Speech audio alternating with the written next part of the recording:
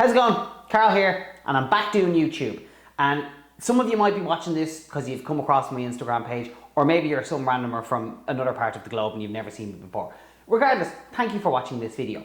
Now, for anyone who follows me on Instagram, it's absolutely brilliant over there. I love it, but because it's social media, it's all so short form and it's very hard to actually spend a bit of time delving into topics that you might want to. You know what I mean? When you're uploading stuff to Instagram stories or to Reels, you don't have that much time to explain yourself, whereas YouTube feels like a better place for that kind of thing.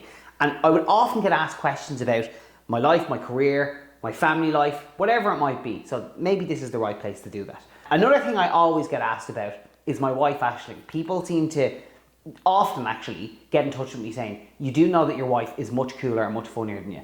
And I'm like, yeah, okay, that's fair. So I would like to introduce, for this video, my wife, Aisling. Hello. Cheers. And welcome to my YouTube channel. Hey, YouTube channel. Cheers. So I put up an Instagram question box and I just asked people to ask us anything they wanted. And Ash and myself are going to pick just ones at random and go through them. Either together, they might be directed specifically at us, whatever it might be. Okay. I haven't seen these, I'm actually quite excited. These are coming from your Instagram? My Instagram. Okay. So we're going to literally, like, look, there's a load of questions here. We'll just pick them at random, okay? I'm going to start us off nice and easy. Very easy to start off with. What are your favorite ice cream flavors? Pistachio. But I can never get a vegan pistachio, so I'm gonna have to go vanilla because the other one's only ever there. Explain to them why you need a vegan one, because you're not actually vegan. I'm not vegan, no. Why do you need vegan? I'm lactose intolerant. And Dairy free, I like dairy free yogurt. What happens when you eat Yogurt's something? ice cream. What happens when you eat something with milk in it? Doesn't come out very nicely the other end. Okay. Do you know, I used to be a massive mint chocolate fan. What are you now? Do you know what, actually, and I think it's off the market. I remember during COVID, when all we could do was sit at home and eat. Ben & Jerry's did an ice cream, and it was called... With the core, the sundae? It was like, hang on, let me get the name of it. It was like a rainbow one. Rainbow. Yes. Oh. Let's see it. Rainbow. Sorry, when did you ever have... Clearly you had this when I was in work and you were at home sitting on your own. Do you know when I had it? When? Ash got COVID during lockdown and we were isolating from each other. So that's your little treat to I yourself. was downstairs and you were upstairs in bits. On death's door, very early pregnant with hyperemesis and COVID. And you were getting dinners brought to you by Your mom. parents, my parents, and my friends from work. And you were ordering more rainbow ice cream for I was yourself. absolutely milling this stuff into me. And let me just give you a little. Rainbow? It is, yeah, product is currently unavailable. They've stopped doing it. Vanilla ice cream with a swirly rainbow sprinkle cookie dough center and colourful chunks. Oh, it was That's heaven. carlmullan and an ice cream. It was heaven. Have you been to an F1 race? I have, but actually only one. I've been a Formula One fan since I was 8. So 1998 was the first season I got into Formula One. There was an Irish team called Jordan. Absolutely was obsessed with them.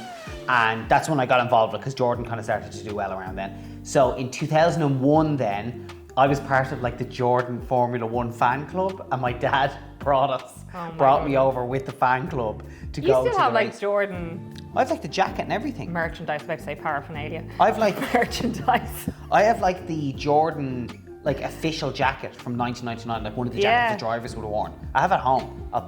We can put a picture of me in it, edit it in. But like this thing was, oh no, I gave that jacket away.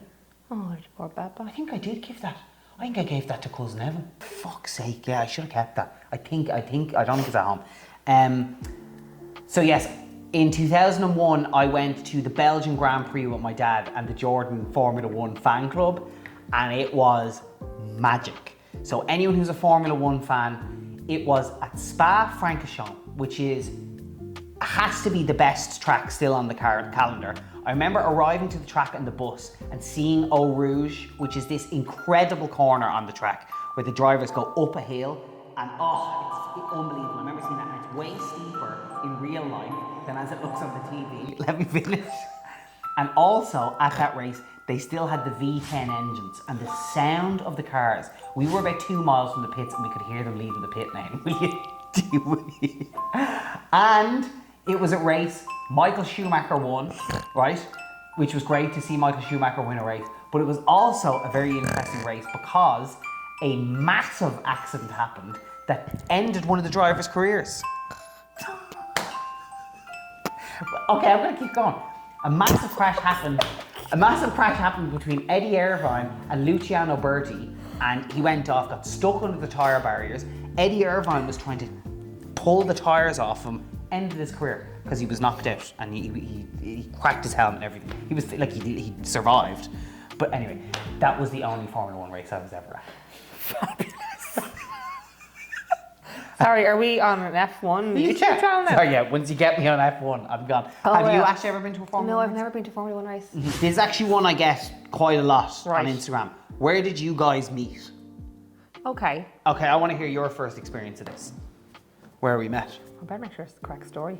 Well, I was cycling my bike onto the green, Yeah. which is a little patch with grass on it, Where we grew effectively. up. Where we grew up, with my friend, our friend, Sarah. I had a red bike. yeah. And then I was at one end of the green. Sarah shouted over, "There's Carl." And I was like, "Oh, hey." And so Carl's obsession at 11 Literally, years of I think age that's what it was. Is that it? Yeah, you're absolutely right. Yeah, yeah. I was sitting on the curb. I could. Do you know I thought about proposing to you there? Oh, Carl. 11-year-old Manny from Modern Family. I thought about proposing to you there a few years ago when I was going through places to propose. I was like, Oh, sorry. As in No, not- proposing there, not as in as 11-year-old Carl no. proposing. Okay, as in, sorry, that's what I thought you meant. Okay. I mean, like, at what year did we get engaged? 2020. So in 2020, That would have been quite cute. I thought to myself, I wonder the curb. if we went back to the curb, because you won't be expecting it, because it's Yeah. right outside my mum and dad's house. Yeah. And I was like, what if I proposed to her at the first place we ever met, on the curb, beside the green? Like, it's the most non-romantic place. No, you that's could ever romantic. be. I actually probably would have been more, because a lot more people probably could have seen potentially. Yes, I that's. probably wouldn't have. Yeah, no. In fairness, okay, I know this isn't the question. Yeah. But we did get asked this, so we might as well go on to it. Okay. A lot of people asked, how did we get engaged? That's a little bit of a longer answer. Go on. Okay, so it was our 4-year anniversary, and you couldn't go outside Dublin, right? It was, in the middle In the middle of COVID. But it was one of those lockdowns where you couldn't leave the county. Yes. But pubs weren't open, but you could book yourself into a hotel and still eat see indoors if people. you were in the hotel and have a drink. Yeah. Okay, perfect. So I was in work that week, as you would do, lining up for the flu vaccine. And someone from work goes to me, "What are you doing this week?" I'm like, "It's actually our anniversary this week. And so Carl and I are going to go somewhere." "Where are you going?" "I don't know. We can't really go very far because we all have to stick in Dublin." So she's like, "Oh my God, he's got to propose to you."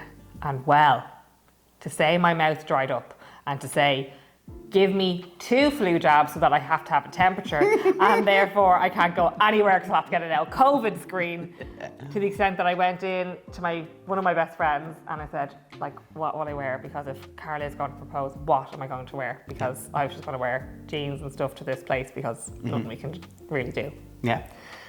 She's like, "Just wear a nice dress." So I got home to you, and normally I read you like a book. Yeah. And I was shitting myself all day in work. Yeah. Got home to you and I was like, "Carl, like honestly, are you planning on proposing to me this weekend?" And what did you say? And I had to call your bluff on it. So I was packed, ready to go. The ring was in the bag, and you kind of said, "Oh, the girls were saying today that they think we're going to get engaged this weekend."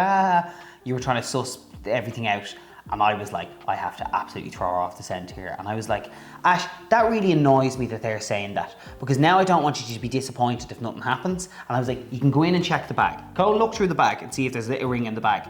And then I was so confident with saying to you to look through the bag that I think I threw you off the scent. Yeah. The ring was in the bag, Yes. ready to go. So I didn't look through the bag. Had you gone for the bag, like in my head, I was like, she goes to the bag, I have to propose now. Yeah. That's what was So on. anyway, you got to the hotel. Fabulous hotel. Good shout. Shelburne. Fabulous. Yeah. And yeah, so that night I had dinner. I was on a full-on rant about work. Yeah. So I was like, Yeah. And then I woke up the next morning in an absolute fowler. Yeah. And I had organised for breakfast to come to the room. Someone had said to me before, you should always propose in the morning because at least you can enjoy the rest of the day, not spend the whole day shitting yourself about the proposal. So I was like, that's a great idea. So the breakfast comes in, we're still in our bathrobes. What do you call them? Bathrobes? Yeah. And there's strawberries and everything. And they're wheeling. So they're like, Yeah, this. yeah, They're it's like, so awkward.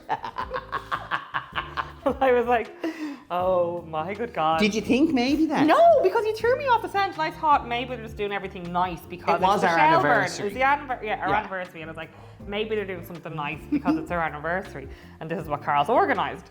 So then I text Mam, sent her a picture of the breakfast, and I said, boy did good.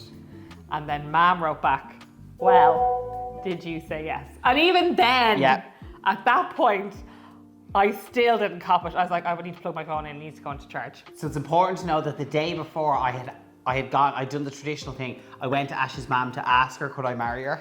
Because you're really close to your mum. Yeah. So I was like, I'll ask Ash's mum. And then so she texts back on, Did you say do yes? it? And I was like, oh my God, she's after giving it away. So I was like, this plan. But I still hadn't copped on. You still didn't cop it on, but I was like, this plan is I go. just said, oh, Mam was doing what the girls in work did. So I had to reach into the bag straight away, and I'd made you a mixtape, because the first present I ever gave Ash was a mixtape. And the first letter of each song, when you put them together, spelled out, will you marry me? I actually couldn't vomit. I actually got like, oh. So Ash was there, I was like, oh, here's your mixtape. And you were reading it, we're like, oh, thanks, this is so sweet. And I was like, read the first letter of each thing, there's a little message for you. And you still didn't get it. And you were like, no, do you know why? I. No, do you know why? Because the first part of it spelt out, will you? And then side B, I couldn't find side B. So I was like, I don't want to jump to conclusions. And I'm like, this is totally a carlmullan joke. So if I turn around and say yes, and he wasn't even asking me to do that. So I was like, but then I saw you fumbling because you had the sock. Or you had the ring stuffed in a ski sock.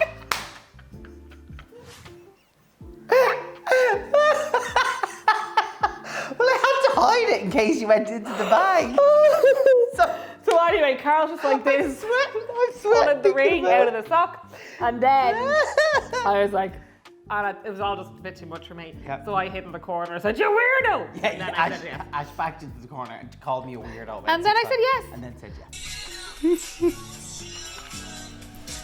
What's that on your finger? Massive rock, what?